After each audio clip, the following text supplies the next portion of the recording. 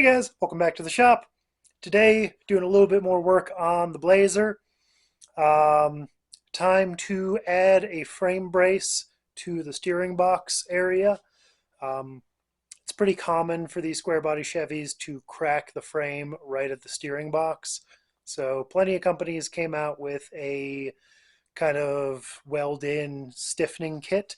So I picked one up a while ago. Now it's finally time, since the fender's off. So no time like the present. So can get in there and install the brace. So here is the brace. This guy bolts to the side, or well, it welds to the side of the frame, and then this guy usually goes on the bottom. Somewhat like this orientation. I don't really know, but it only fits one way, so we'll figure that out when it's time. So it goes without saying, first thing we gotta do is take the steering box off. That's pretty straightforward. I have had this box off. This is not the original one. I replaced it, I don't know, 6-7 years ago. The old one had just too much play in it. But basically what we gotta do is we'll either pop that ball joint out, or we'll remove that bolt and take the pitman arm off. I'm kind of leaning towards pulling the pitman arm off because that's just easier. Remove this bolt right here, then this whole rag joint, this whole assembly will slip right off. We'll undo these guys. Make sure we got a drain pan underneath because it's going to leak power steering fluid. We're also going to remove that. Take that bolt out first, that way we can flop those to the side. And then there's 3 or 4 bolts that go in to the inside of the frame that we'll have to take care of. So yeah, let's take care of that.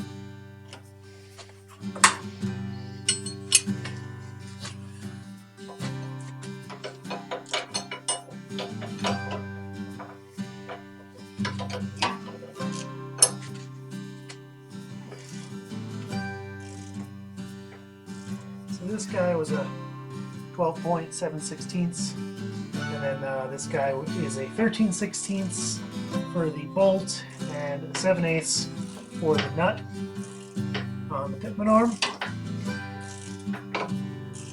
At least that's what it is on my truck. I don't know what it's going to be on yours.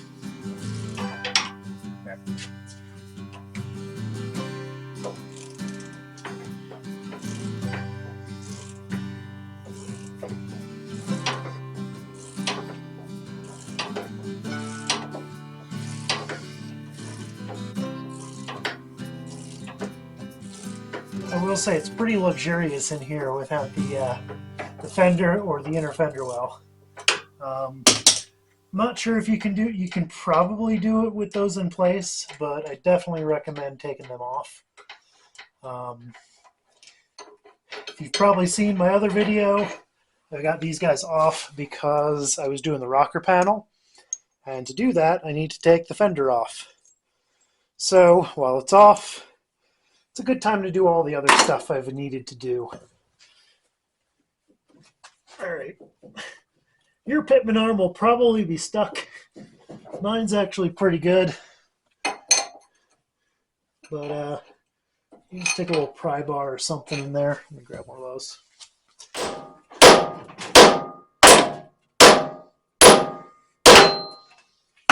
Hammer for the win. And I'm going to put this bolt back just in case. You don't want to lose that.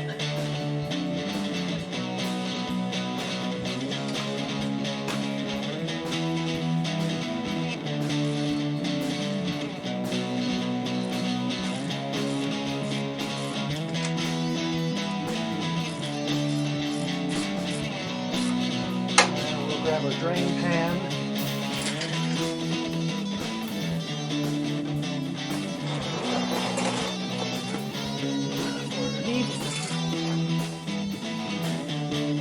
Crack those lines. It's always nice to use a flare nut wrench on those. That way you don't damage it.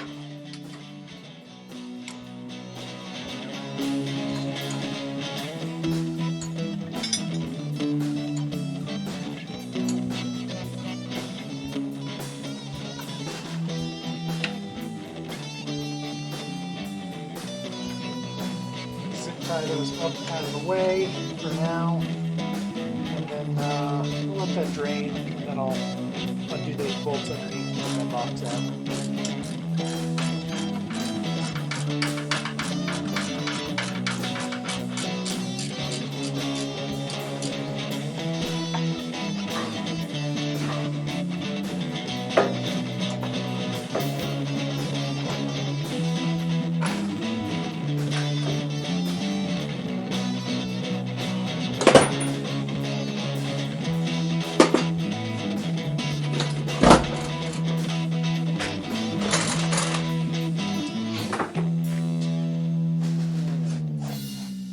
Alrighty then.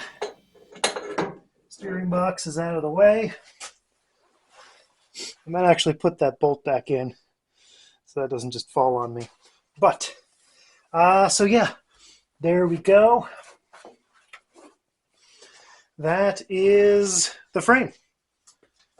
So,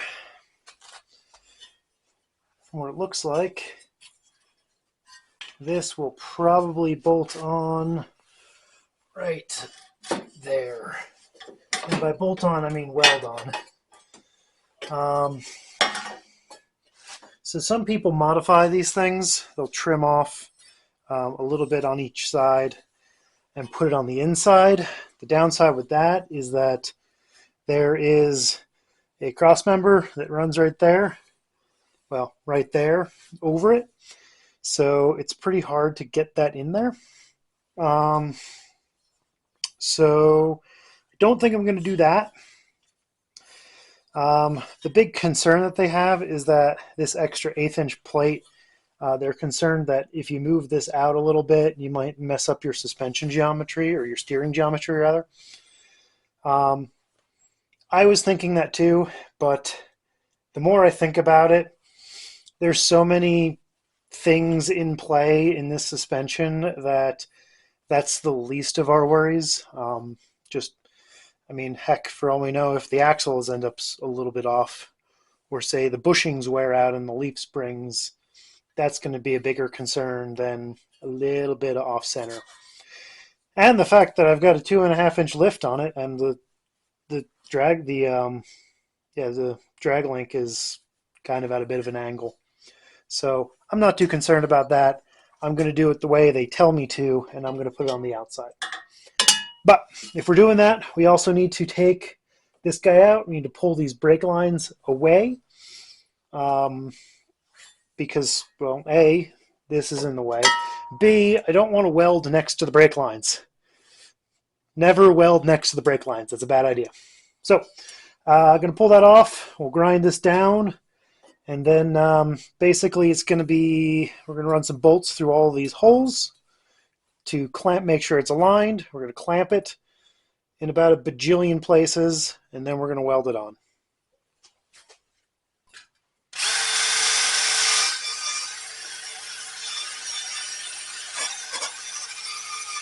Alright, so I got most of the paint off. I'm going to keep plugging away a little bit more, but we'll see how it fits. So this guy will go on the outside. 4 bolt holes there, there, there, and there. Those will line up. This little guy will go through there. We've got a little hole there. But I do have one issue. The bumper bracket is fouling on this bottom corner right here. So I am going to need to lop that off and modify this for that to work. I'm going to just take this little corner off, and actually just, I wish I had my scribe on me.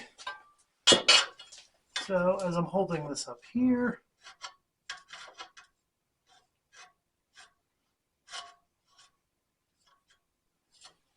we're going to want to take it off and there.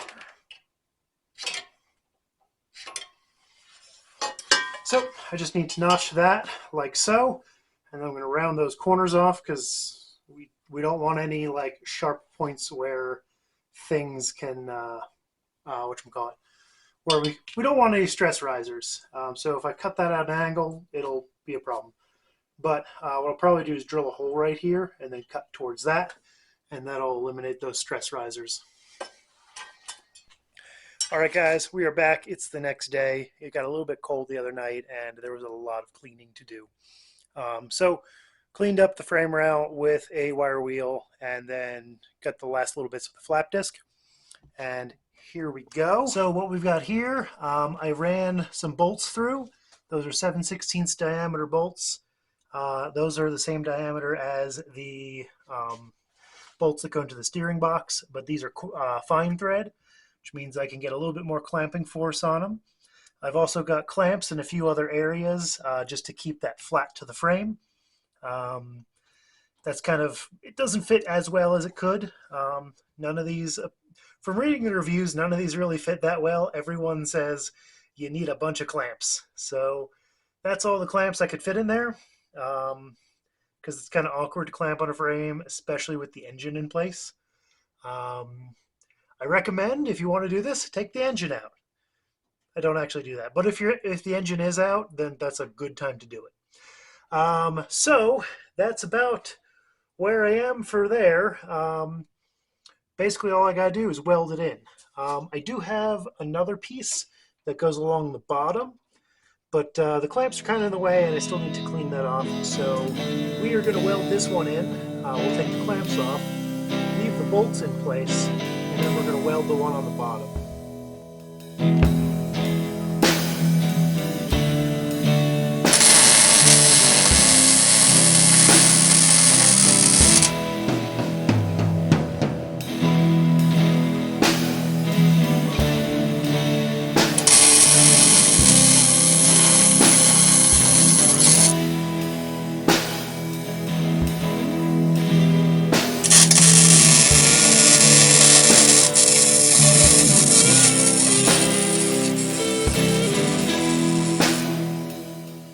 Guys, got it all welded in.